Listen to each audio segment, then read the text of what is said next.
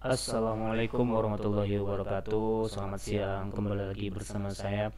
Kali ini saya akan mencoba membahas tentang mata kuliah elemen mesin ya. Sebenarnya ini mata kuliah juga ada hubungannya dengan statika struktur dan juga mekanika keutuhan material atau MKM. Baiklah, langsung saja kita coba. Nomor satu, diketahui suatu batang cantilever dengan penampang lingkaran ditumpu dengan jepit di ujung kiri dan dibebani di ujung kanan seperti gambar satu. Nah, ini gambarnya ya. Ini ada tumpuan jepit, ada batang cantilever dengan penampang lingkaran ya. Dijepit di sini sebelah kiri dan di sebelah kanan diberi beban.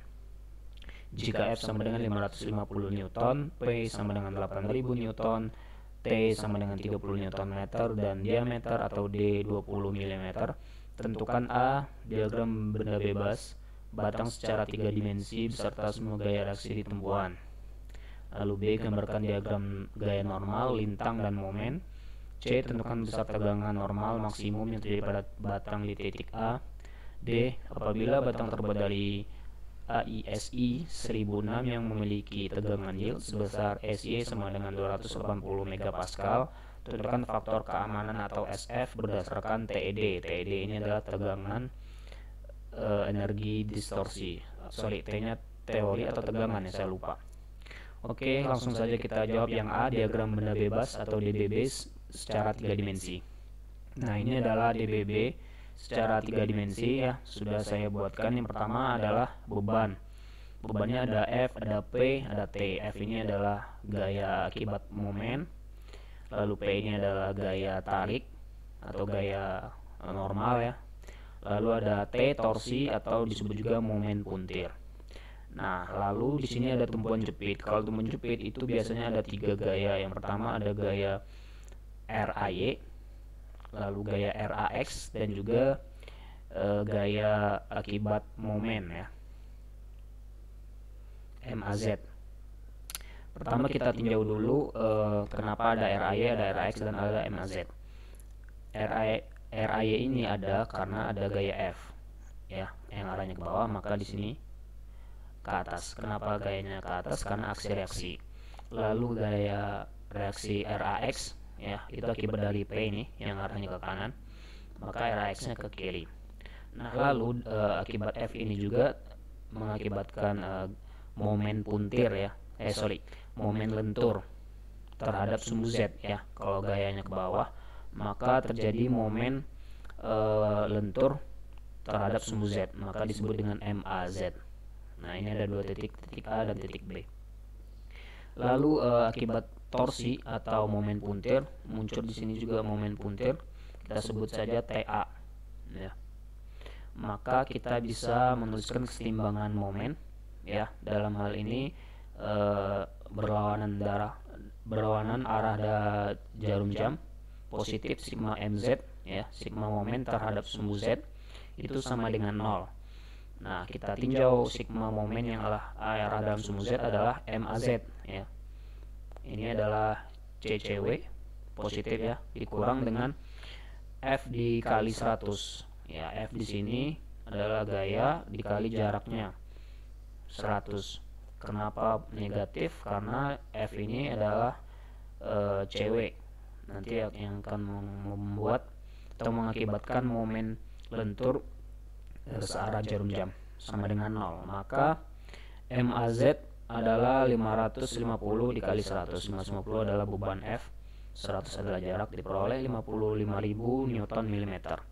Lalu kita tinjau juga keseimbangan dalam arah X atau sigma momen X ya, atau di sini sepanjang sumbu poros, atau sama dengan sigma T, sigma torsi ya.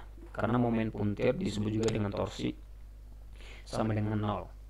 Nah, maka kita bisa tulis yang berlawanan dengan arah jarum jam itu positif, berarti ini T dikurang TA ya. TA ini sama dengan 0, berarti kita bisa peroleh TA sama dengan T sama dengan 30 Newton meter, atau kita konversikan ke 30.000 Newton milimeter. Lalu ada keseimbangan dalam arah sumbu Y. Di sini saya buat sigma FY dengan asumsi ke atas positif. Nah, berarti yang arahnya dalam sumbu Y itu ada dua, RAY dan F. Maka RAY dikurang F sama dengan 0. RAY kita peroleh 550 Newton.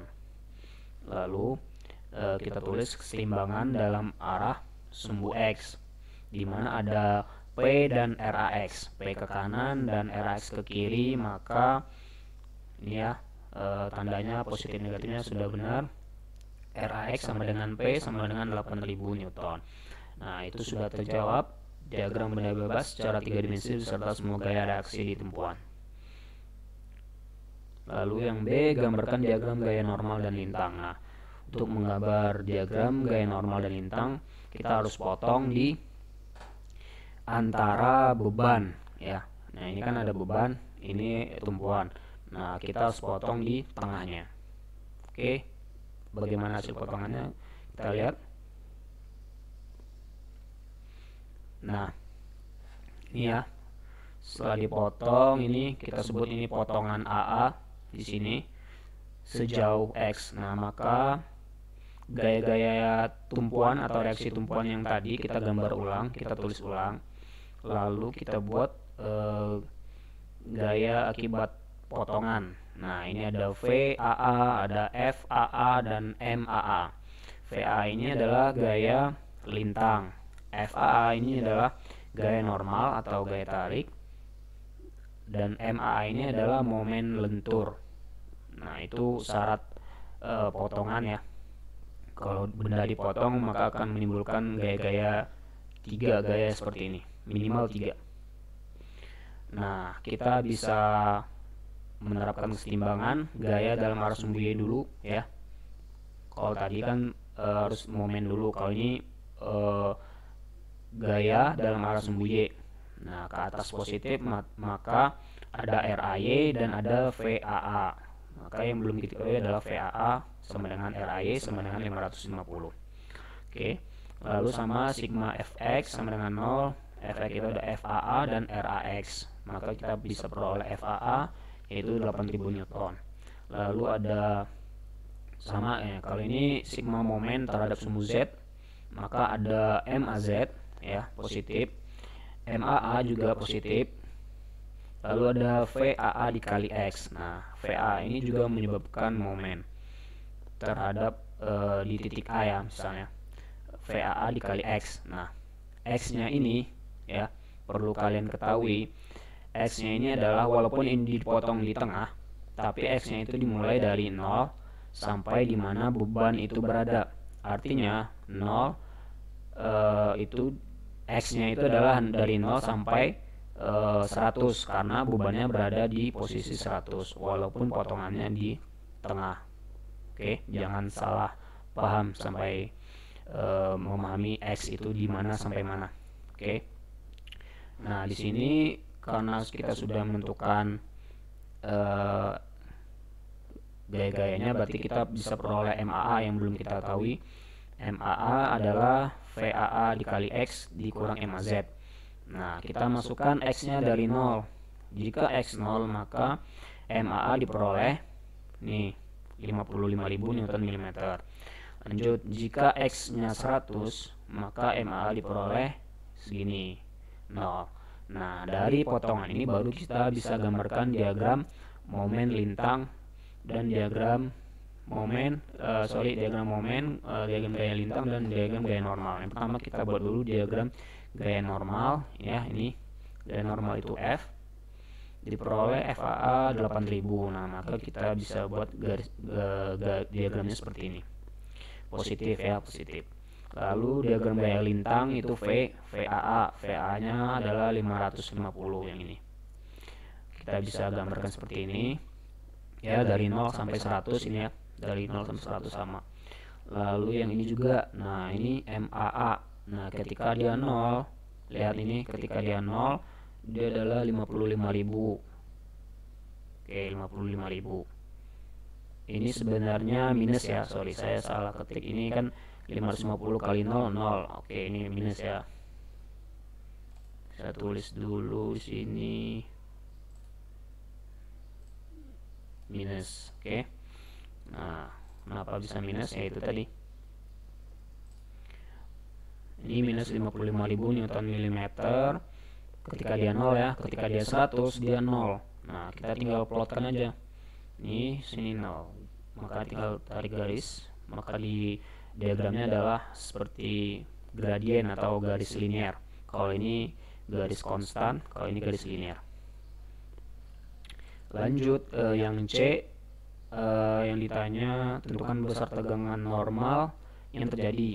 Oke, yang maksimum ya. Nah, untuk mencari yang maksimum kita perlu tahu yang namanya tegangan itu ada dua, tegangan normal dan tegangan geser. Nah, yang di kasus yang terjadi adalah tegangan normal karena ada gaya tarik dan juga ada momen lentur. Nah, kita tinjau dulu dan akibat tegangan normal akibat gaya tarik, di mana sigma 1 di sini sama dengan P per A. P itu adalah 8000 ya, tadi sudah diketahui. A nya adalah luas penampang lingkaran, berarti pi per 4 dikali diameter 20 kuadrat, maka diperoleh 25,46 megapascal ya. Ingat ini satuannya mili, ini newton. Lalu sigma 2 itu adalah M kali C per IZZ. M nya adalah M yang maksimum. Nah, M maksimum tadi kan kita sudah peroleh dari diagram momen yang ini ya, 55.000. Maka C nya adalah jarak dari sumbu netral ke serat yang terluar ya. Artinya kalau saya gambar seperti ini penampang. Nah, ini penampangnya lingkaran. Nah, sumbu netralnya itu yang ini. Nah, ini sumbu netral. Karena gayanya di sini. Nah, maka jarak C itu adalah ini. Dari sini ke sini. Nah, ini adalah C. Artinya C itu adalah diameter dibagi 2. Oke. Itu C ya. Nah, maka IZZ ini adalah momen inersia penampang karena batangnya adalah pejal ya. Kalau pejal kan pi per 64, kalau dia hollow dia pakai pi per 32. Itu aja bedanya. Lalu di sini diameternya dipangkatkan 4, maka diperoleh 70,02 MPa. Nah, dari kedua tegangan ini yang maksimum adalah yang ini akibat momen ya, akibat momen lentur. Sudah terjawab yang C. Lalu yang D, apabila batang terbuat dari IC tentukan safety factor. Oke, berdasarkan TED. TED ini kalau nggak salah teori energi distorsi. Nah, untuk mencari teori energi distorsi kita harus tahu dulu sigma ekivalen ya. Sigma ekivalen terusnya ini ya, sigma 1 kuadrat ditambah sigma 2 kuadrat dikurang sigma 1 dikali sigma 2 diakarkan. Nah, ini kan sigma 1 udah ada, yang ini sigma 2 juga sudah ada, yang ini oke. Tinggal dikurang, maka diperoleh 61,38 MPa. Lalu untuk mencari safety faktornya adalah sigma yield dibagi dengan sigma ekivalen ya. Sigma yieldnya adalah 90, ininya sigma ekivalennya 61, maka diperoleh 4,56. Oke, sekian dulu video dari saya, semoga bermanfaat. Kalau ada pertanyaan silakan chat di kolom komentar. Terima kasih.